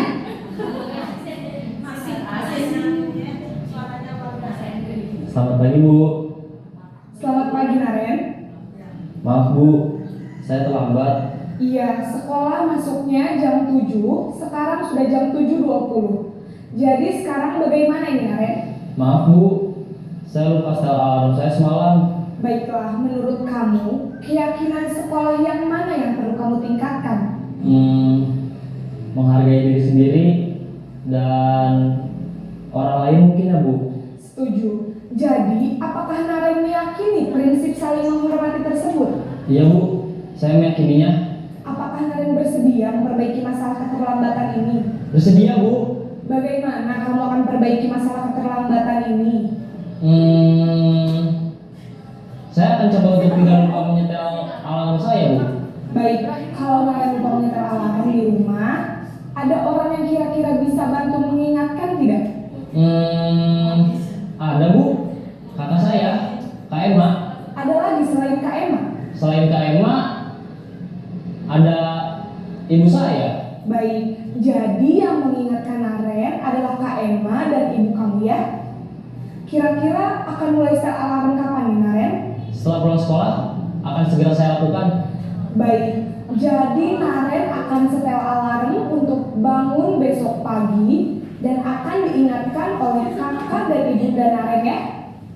Ada lagi yang mungkin perlu dilakukan Naren agar tidak terlambat bangun lagi? Tidak ada Bu. Baik Naren, terima kasih untuk kerjasama kamu. Sekarang kamu perlu kembali ke kelas untuk belajar. Baik Bu, terima kasih. posisi manajer. Oke, Bapak Ibu guru sekalian, itu tahapan terakhir luar biasa ya. Tenang, menghadapi anak itu, kemudian berusaha untuk menggali apa masalahnya, kemudian anak berpikir ada proses gitu. Walaupun pakai anak terlihat berpikir untuk mencari solusinya sendiri. Nah, inilah posisi guru sebagai manajer, di mana anak mampu mengeluarkan solusinya sendiri. Nah, kita lanjut. Bapak Ibu sekalian, dari tadi kita membahas tentang disiplin positif, motivasi, keyakinan, kebutuhan dasar, 5 posisi kontrol segitiga restitusi ini akan mengingatkan kita bahwa masalah anak-anak dalam mewujudkan budaya positif sekolah itu pasti akan muncul. Tapi bagaimana kita menanganinya, itu yang harus kita upayakan. Walaupun banyak tantangan yang kita jalani seperti tadi. Kita ini ada seperti tadi kata Bu Novi, berulang-ulang terus, kemudian Pak Yayan, itu antara konsekuensi dengan hukuman itu tipis sekali, kadang suka tertukar. Nah, dengan kegiatan ini, dengan memahami bagaimana kita mewujudkan budaya positif di sekolah dengan beberapa tahapan ini, mudah-mudahan masalah pada yang terjadi pada siswa kita, terutama dalam mewujudkan budaya positif, bisa kita laksanakan dan menjadikan sekolah kita lebih baik lagi, memiliki karakter yang baik, sehingga karakter profil pelajar Pancasila yang kita jadikan acuan sebagai setiap pembelajaran itu bisa kita capai. Mungkin itu dari saya tentang budaya positif. Di sini saya bisa simpulkan adalah budaya positif adalah tanggung jawab semua warga sekolah. Disiplin positif merupakan salah satu upaya untuk membelajarkan murid melalui kesadaran diri dan penerapan nilai-nilai kebajikan universal yang diyakini bersama, yaitu profil pelajar Pancasila. Untuk mencapai nilai-nilai kebajikan, guru mendorong murid untuk memiliki motivasi intrinsik dan menghindari hukuman dan penghargaan berlebihan. Jadi sebenarnya penghargaan boleh saja, tapi jangan berlebihan. Jadi jangan terlalu berulang karena itu akan menjadi ketergantungan bagi anak. Kemudian guru harus menjadi manajer bagi muridnya, terutama dalam membantu murid yang memiliki masalah, sehingga dapat mencarikan solusi terbaik bagi muridnya yang berasal dari muridnya itu sendiri. Jadi bukan gurunya yang memberikan solusi. Segitiga restitusi sebagai salah satu kemampuan yang harus dimiliki oleh guru sebagai manajer, diupayakan atau harus diupayakan dimiliki oleh setiap guru, sehingga akan memberikan pemecahan masalah bagi siswa yang lebih bermakna. Mungkin itu kesimpulan yang bisa saya sampaikan. Sebelum itu mungkin kalau ada yang mau bertanya boleh. Banyak yang mau tanya. Tadi Bu Lisa sudah bicara, tapi mungkin Bu Ida belum bicara. Dari Bu Ida. Oke, Ibu izin bertanya gitu. Mungkin buat yang tadi solusi yang terakhir yang sebagai guru, sebagai manajer itu mungkin kalau misalkan diterapkan di kelas bawah itu mungkin susah ya, karena kalau anak telat itu kan tergantung dari orang tuanya ya Bu ya. Maksudnya orang tuanya kalau misalkan telat jadi anak juga telat. Tapi terkadang kalau misalkan kasusnya seperti murid saya sendiri gitu ya Bu, dia tuh sering telat karena orang tuanya juga yang telatnya gitu, yang apa ya, yang sering ya yang bangunnya telat gitu, sehingga anaknya tuh jadi terpengaruh sekolahnya jadi telat gitu. Nah, tapi ketika misalkan kan tadi kalau di video tuh kalau di video tuh guru memberi bukan memberi hukuman, tapi lebih memarahi gitu kan, kenapa telat gini. Tapi kalau misalkan ke anak kelas 2 gitu, ke anak kelas 2 tuh malah jadi nangis gitu, malah jadi nangis terus gak mau sekolah gitu. Dan itu apa perlu diperbaikinya dari anaknya atau dari orang tuanya pasti? Nah, itu perbaiki dari mana? Terima kasih. Ini pertanyaan luar biasa. Betul pertanyaannya. Ini termasuk pertanyaan yang muncul di kolaborasi saya waktu sama Ibu Oni kemarin ya. Dari pertanyaan dari Sida dulu dari SD mana, beliau kebetulan sama mengajar kelas bawah. Gimana nih, malah nangis betul. Iya. Maka untuk melakukan restitusi ini, betul sekali tadi yang disebutkan oleh Widi, apakah orang tuanya juga diajak? Betul, harus diajak dengan orang tuanya. Kalau kelas 1, kelas 2 masih tergantung dengan orang tua. Dan kalau kelas 1 mah jarang yang tidak diantar, pasti diantar. Otomatis apa yang dilakukannya akan dibantu sama orang tua. Akan lebih baik segi 3 restitusi ini diajak dengan orang tua. Gitu. Jadi bisa dijelaskan dulu masalahnya, kemudian tanyakan, Ibu bagaimana ini anak ini telat aja, gitu. Terus gimana Bu seharusnya supaya anak ini, jadi bisa diterapkan untuk orang tua. Kasihan kalau anak emang kalau tahapan kelas 1, kelas 2, kelas 3 masih belum bisa mengungkapkan, karena mungkin yang diajak ngomong ini sedikit penekanan misalnya marahin, nangis, daripada nangis mungkin sama orang tua. Kasih Bu. Sama-sama. Silakan Bu. Jadi sama dengan kalau dia kan mau nanyain bagaimana pengimplementasian segitiga restitusi untuk kelas bawah gitu. Tapi sudah terjawab. Cuman ada pertanyaan sedikit tambahan. Kalau dulu kan kayak penghargaan dalam bentuk pujian gitu ya, misalkan dalam bentuk barang gitu, itu kan salah satu bentuk penguatan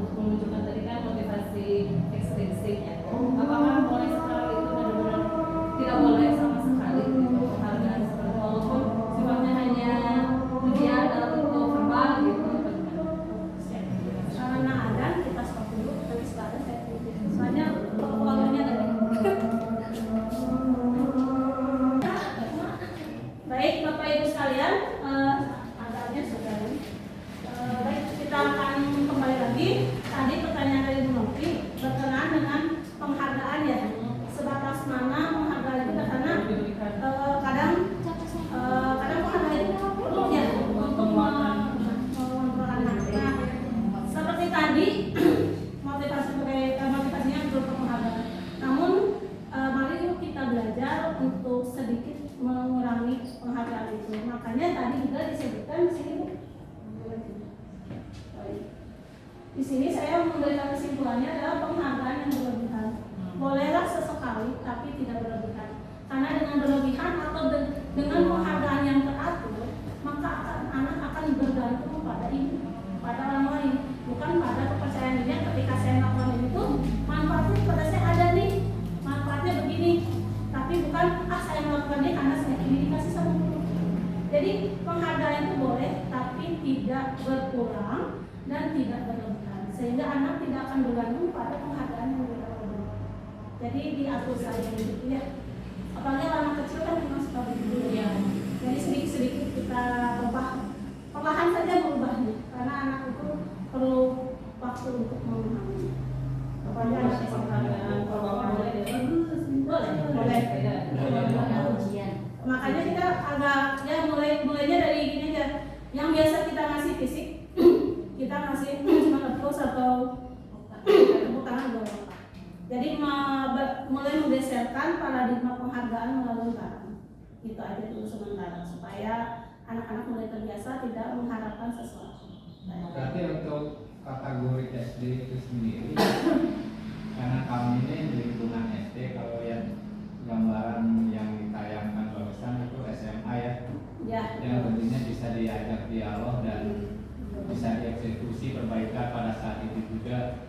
Namun di situ di poin guru harus menjadi manajer bagi muridnya dan orang tuanya mungkin ya di situ. Karena kita seolah-olah kalau kelas bawah itu kaitannya dengan orang tua ya. Terima kasih Pak Yoyon. Betul, mungkin tambahan dari Pak Yoyon bahwa restitusi di SD itu mungkin harus dikaitkan dengan orang tua. Jadi apa ya, supaya solusinya lebih masuk karena tidak semua tingkatan SD bisa diajak untuk mengungkapkan ide-idenya. Begitu ya. Kebiasaan disiplin yang tidak hanya di sekolah tapi di rumah juga. Iya, itu didorong oleh disiplin di rumah ya. Oke, begitu Novi. Bu Disa ada lagi? Sebenarnya mau tadi selama bisa. Bapak satu lagi. Buat saya yang sholat.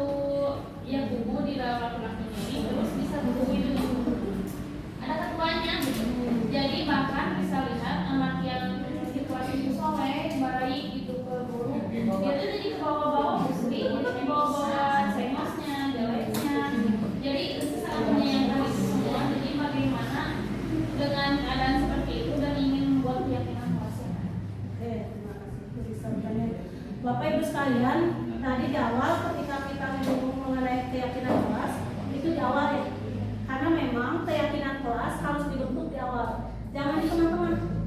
Jadi ketika ada sesuatu masalah terhadap penyelewengan keyakinan kelas, kita bisa mengajak anak untuk mengingat kembali keyakinan kelas, menagih kepada siswa, mengingatkan kembali kesepakatan yang sudah disepakati, nilai-nilai kebajikan yang sudah disepakati bersama.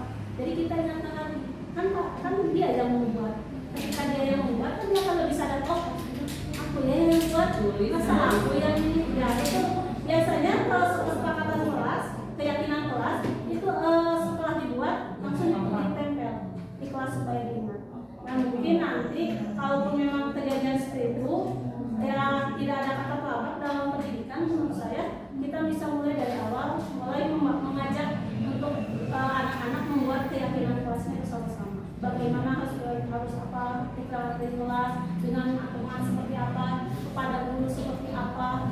Catat kalau bisa nggak apa-apa. Jadi ketika anak melakukan kesalahan atau menyalahi dari keyakinan kelasnya, kita bisa melakukan restitusinya lebih enak. Menyadarkan dulu, mengingatkan dulu, kemudian memvalidasi kesalahannya, kemudian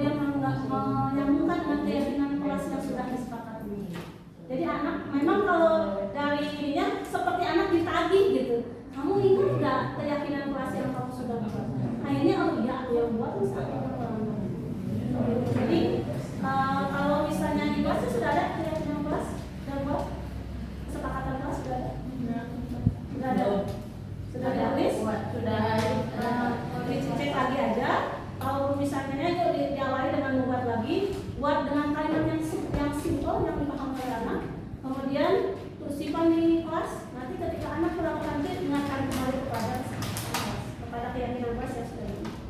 Insya Allah kalau misalnya saya juga nggak bisa menjamin bahwa ini akan bisa, tapi kita harus yakin dulu pada diri kita sendiri bahwa ini salah satu cara kita untuk mengembalikan anak pada kodratnya dengan belajar yang baik.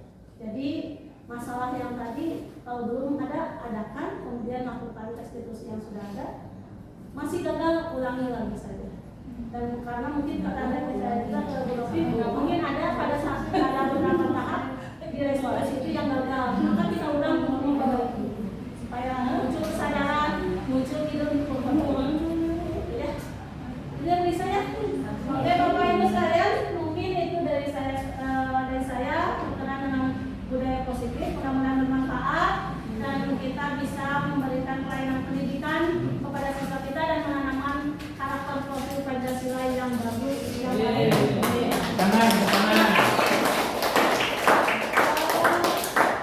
Terima kasih semua.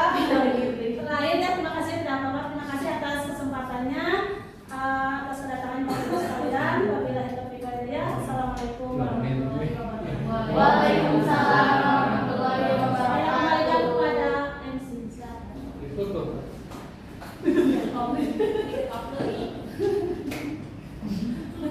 Alhamdulillahirrahmanirrahim.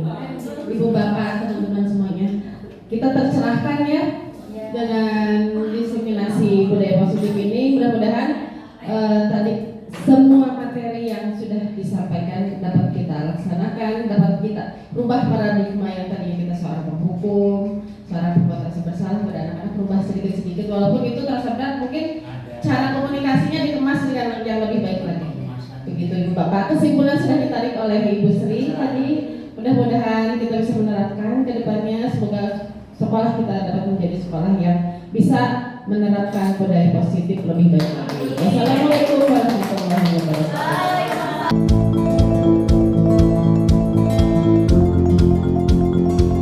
Bismillahirrahmanirrahim. Assalamualaikum warahmatullahi wabarakatuh. Waalaikumsalam warahmatullahi wabarakatuh. Puji syukur kehadirat Allah Subhanahu wa taala yang telah memberikan kesehatan, kenikmatan, sehat jasmani dan rohani sehingga kita dapat berkumpul lagi hari ini. Mudah-mudahan kedatangan kalian di sini bisa mendapatkan manfaatnya ya, tidak hanya untuk mendengarkan tapi ada manfaatnya buat manfaat buat kalian untuk diri sendiri ya. Minimal apa yang dilakukan bisa ada hasilnya. Nah, hari ini kita akan belajar mengenai yang namanya budaya positif. Ada yang pernah dengar budaya positif itu apa? Pernah? Belum? Kalau budaya biasanya seperti apa sih? Suku, berhubungan suku, keragaman. Betul, ada hubungannya budaya. Kalau kita biasa kenal, ada budaya Sunda seperti ini, budaya Jawa seperti ini. Nah, yang akan kita bahas adalah budaya positif, ya terutama budaya positif yang ada di sekolah. Budaya positif ini dilihat dari artinya itu, budaya berarti sesuatu yang sudah terbiasa, sudah menjadi suatu kebiasaan yang muncul sehingga menjadi suatu ciri khas dari suatu kelompok. Nah, itu bisa disebutkan menjadi suatu budaya. Seperti tadi ada katanya Bu, kayak kesenian, ya kesenian itu diakui sebagai budaya daerah ketika keseniannya itu dilakukan berulang-ulang. Ya, nah ketika berulang-ulang jadilah dia budaya kesenian dari Sunda, dari Jawa. Nah sekarang bukan yang kita akan bicarakan bukan budaya dari daerah, tapi budaya sekolah kita nih, budaya kelas kita. Nah, kita akan belajar yang namanya budaya positif. Artinya, budaya positif ini adalah sesuatu kebiasaan yang terus berulang, terus dilakukan menjadi suatu ciri khas dari kelas kita atau dari sekolah kita. Apa itu biasanya yang kebiasaan yang di sekolah kita yang biasa terlihat dan terus-menerus dilakukan seperti apa? Coba contohnya. Apa?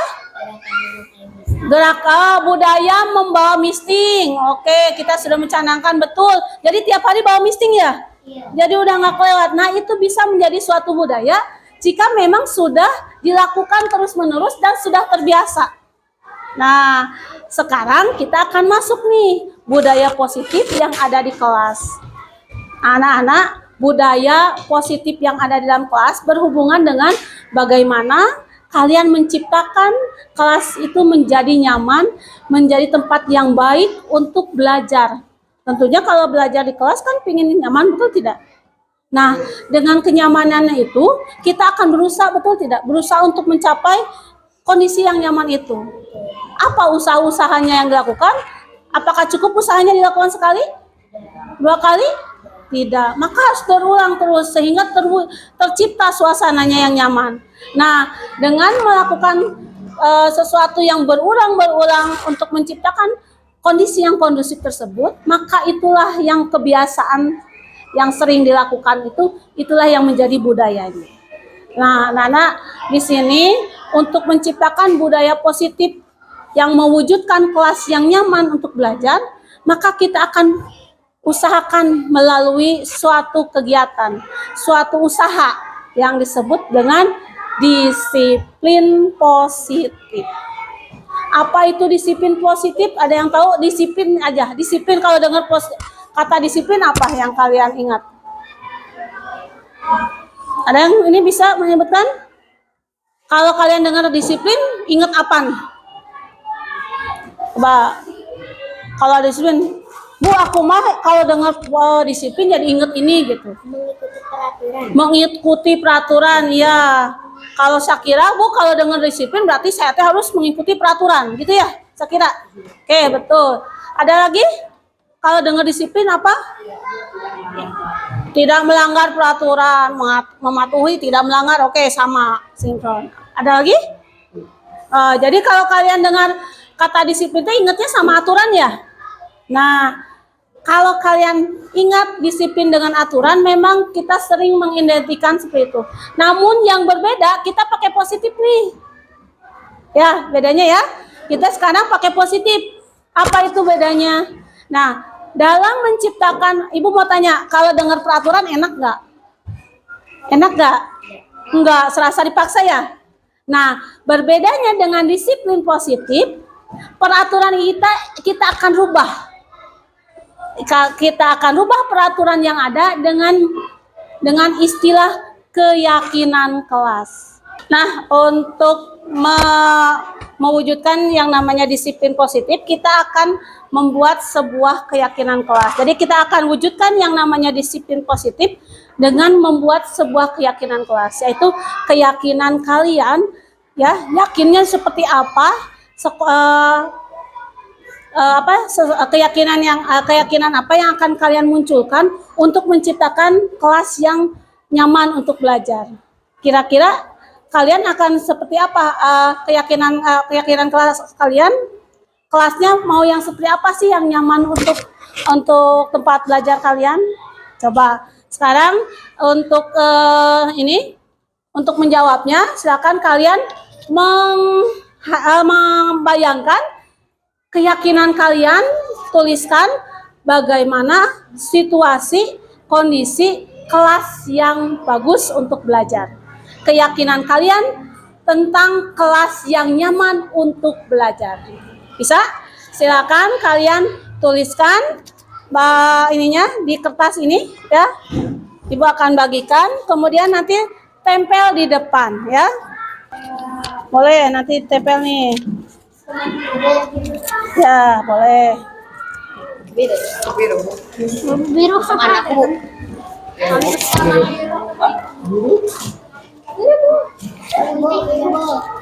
Yang kuning, hijau ya, nggak apa-apa. Keyakinan kelas, keyakinan kamu tentang kelas yang nyaman itu seperti apa? Sok. Akan ditulis kelas yang seperti apa menurut keyakinan kalian yang ingin diciptakan di kelas supaya nyaman. Silakan. Kalau sudah boleh disimpan di sini, Ibu akan tempel. Boleh tempel sini.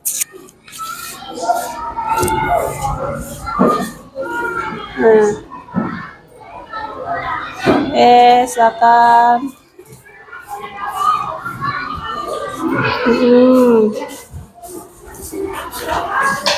Bagus ini.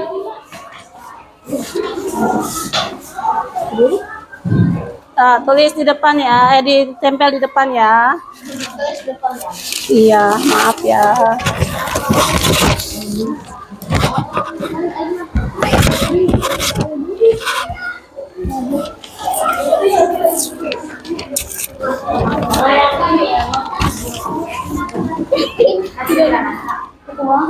Boleh kalau sudah tolong dijaga itunya supaya nggak terbang. Diatur ya.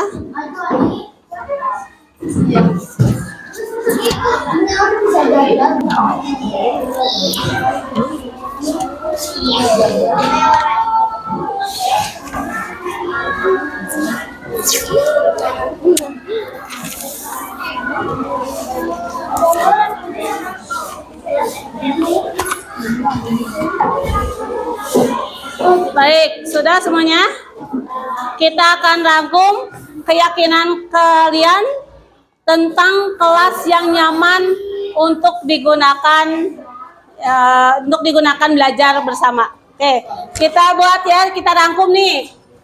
Yang pertama, kelas yang nyaman itu membuka sepatu sebentar. Keyakinannya bahwa kalau kelasnya nyaman itu jika tidak kotor dan harus dilakukan dengan membuka sepatu seperti itu. Kita tulis dulu dan kita nanti tanyakan lagi. Sepakat tidak seperti itu ya? Simpan di sini. Ini kebalik ya. Aduh. Kayak yang pertama, belajar dengan, kalau misalnya buka sepatu berarti belajarnya tidak pakai sepatu ya ke kelas ya, betul tidak? Berarti keyakinan yang pertama nanti kita sepakati bersama. Keyakinan pertama yang diajukan adalah belajar tanpa alas kaki. Betul tidak? Jadinya betul kan? Kalau masuk sekolah kan berarti tanpa alas kaki ke kelas maksudnya. 2. Kelas yang nyaman harus bersih dan tidak kotor. Oke. Belajar di kelas yang di kelas yang bersih. Kemudian dicat dan dikasih warna biru ya. Berarti termasuk kenyamanan ya. Belajar di kelas yang bersih dan indah kali ya. Kalau diwarnain kan jadi indah ya. Oke, kita masukin indah saja, gimana, nggak apa-apa? Nah, bersih, indah. Bikin aturan yang tidak terlalu sulit, bisa diikuti oleh semua. Ya, makanya ini kita buat kesepakatan melalui keyakinan ini, ya. Jadi kita dibicarakan setiap aturan. Kelas nyaman dan tenang, kelas yang nyaman tidak ada sampah, seru belajar supaya tidak bosan, bersih, rapi. Oke, nyambung situ ya. Oke, kelas rapi, tidak ribut. Nah, belajar berarti ketika belajar tidak? Ketika belajar fokus dan tidak tidak ribut ya. Ada kelas rapi, ada pojok bacanya. Kelasnya berarti menyediakan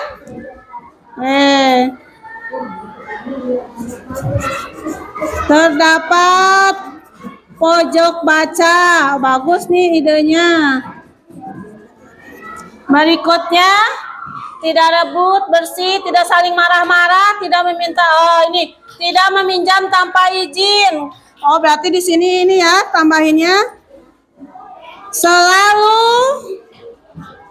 meminta izin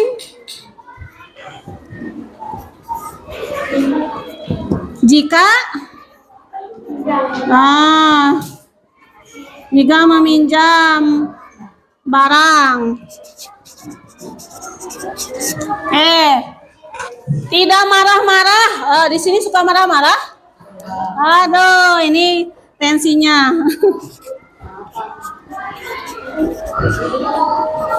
Tidak marah-marah katanya. Atau jaga emosi ya. Ini kayaknya kurang istighfar kayaknya. Lanjut, ya nggak apa-apa. Pakai sholat, aku mau batas ya, damai, seru, nyaman, belajar. Oke. Oh ini, saya ingin belajar pakai HP, boleh. 7. Pembelajaran bervariasi aja ya. Bervariasi menggunakan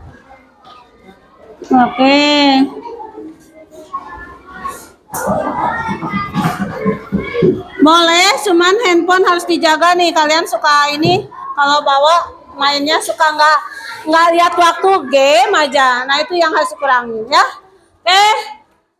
Tapi sama bersih. Sip. Nah ini adalah keyakinan kalian terhadap kelas yang nyaman untuk dikondisikan di kelas kalian. Sekarang bagaimana sih supaya keyakinan kalian tentang kelas yang indah ini bisa terwujud? Apa yang akan kalian lakukan? Apa? Supaya belajarnya tar dulu. Kelas. Ibu mau tanya, belajar tanpa alas kaki itu suatu, kadang-kadang ada yang pro dan kontra. Ibu kembalikan lagi untuk kesepakatan kelasnya aja. Mau dibuka, mau sepatunya seperti di masjid ya, atau mau dipakai?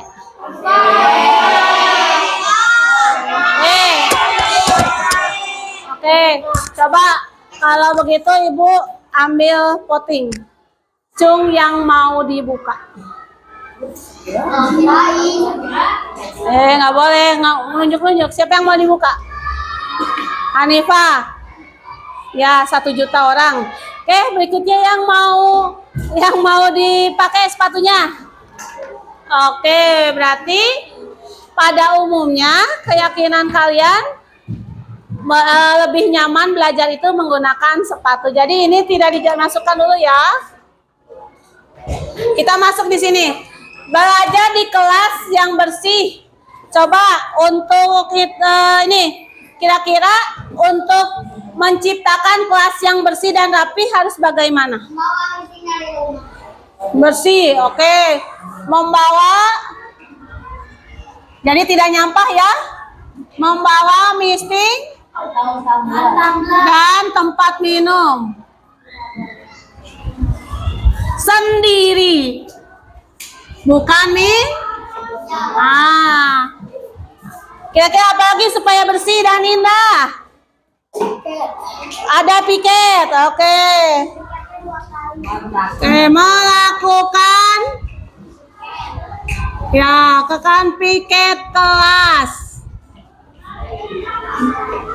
Nah, cuman kalau piket kelas suka ada yang ini ya izin atau apa kira-kira kalau misalnya ada temennya yang tidak sempat piket karena sesuatu, tapi karena sakit jangan ya. Ganti dengan itu, oke. Jika izin piket berarti perlu ditulis atau tidak? Perlu? Lanjut aja ya. Jika tidak bisa, diganti harinya ya.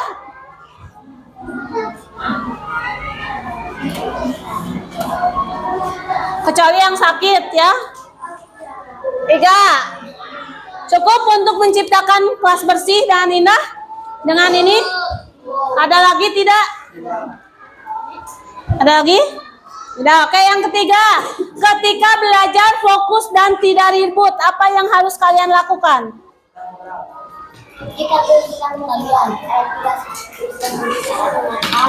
Oke, mendengarkan. mendengarkan penjelasan guru ya. Penjelasan guru. Jika tidak, bagaimana kalau masih ada yang ribut? Aduh, maaf. Jika ada yang masih ribut, bagaimana? Ditegur. Tegur dia sama siapa? Sama KM. Temennya enggak? Ya kalau misal ditegur atau kayak dihukum lagi ya. Bagaimana kalau jika tidak mendengarkan atau berisik, teman yang di sampingnya ya memberitahukan ya. Jadi jika berisik, teman terdekat mengingatkannya ya.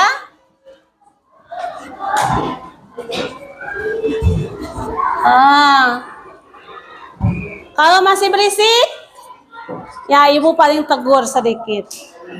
Ya, paling diingetin. Kalau masih berisik, aduh ini masa ya nggak dengar gurunya ada bicara. Oke, ya fokus. Kalau misalnya belajar fokus tidak ribut, kalau fokus berarti harus alat-alat tulisnya harus ada, harus lengkap. Berarti harus bagaimana? Selalu membawa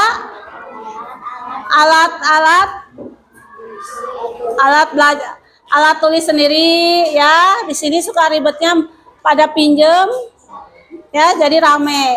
Jadi kira-kira apa kata-katanya? Membawa alat tulis sendiri dan buku pelajaran sesuai jadwal. Masih suka lupa ya? Ada yang masih suka lupa? Membawa alat tulis sendiri dan buku pelajaran sesuai jadwal ya. 5. Terdapat pojok baca, berarti insya Allah sudah ada ya. Ini kan pojok bacanya, walaupun masih harus diperbaiki, ini kan setuju ya? Udah ada, tinggal berarti kesepakatannya bersama-sama untuk melengkapi pojok baca. Setuju tidak? Ya, setuju tidak? Karena masih belum beres ya. Oke. Bersama-sama menyelesaikan pojok baca. 6. Selalu meminta izin. Kalau ini mah ini ya udah didikan, tinggal dimasukin sini aja ya. Selalu meminta izin jika meminjam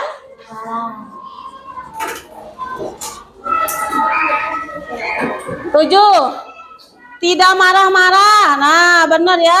Nggak usah didikan, tapi masuk aja ke sini langsung. Tidak marah-marah. Jadi nggak usah emosi kalau ngomong ya. Kemudian pembelajaran bervariasi, berarti harus siap membawa tugas. Harus siap membawa handphone, membawa alat-alat yang lainnya. Bukan handphone aja, kan variasi. Belajar itu tidak pakai HP saja ya. Berarti nanti kamu harus apa? Harus siap dan mau membawa peralatan yang diperlukan. Oke, bagaimana? Setuju? Begini? Anak-anak, dengan adanya keyakinan kelas ini, mari kita lakukan bersama-sama supaya muncul disiplin atau penerapan oleh kita yang lebih baik lagi. Karena dengan disiplin positif ini, yang tadi keluar dari hati sendiri kan? dari diri sendiri, bukan dari ibu ya aturannya. Ibu hanya membantu sedikit. Ini adalah kesepakatan kalian, keyakinan kalian yang dimunculkan dalam keyakinan kelas ini. Sehingga ini asalnya dari kalian, yuk kita lakukan bersama-sama dengan penuh tanggung jawab supaya tercipta yang namanya kelas yang nyaman melalui budaya positif yang kita bentuk sendiri. Siap melakukannya? Siap? Kurang ke ini. Siap tidak? Kalau siap, Ibu ingin minta kesepakatan ini kalian tanda tangan di bawah sini.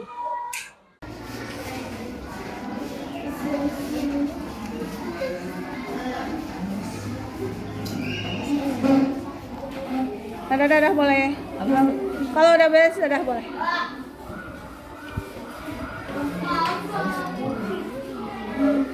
Cukup.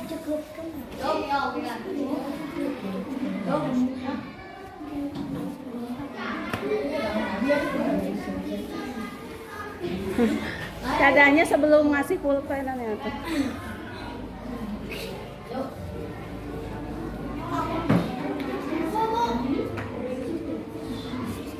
Oke.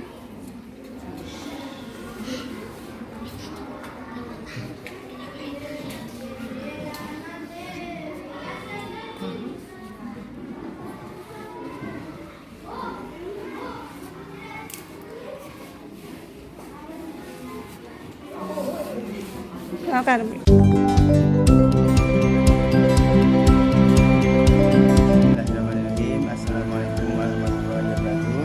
Perkenalkan, nama saya Syaiful Anwar. Saya tempat tugasnya di SDN 187 sebagai guru PAI.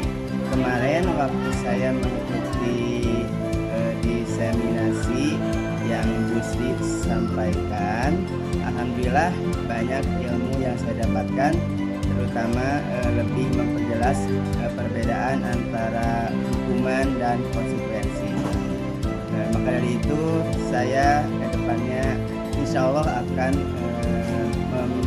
mengimplementasikan apa yang saya dapat kemarin. Terima kasih. Wassalamualaikum warahmatullahi wabarakatuh. Nama saya Syafira, saya murid kelas 6B yang diajarkan oleh Bu Sri. Setelah mengikuti kegiatan sosialisasi tentang budaya positif kemarin, saya menjadi paham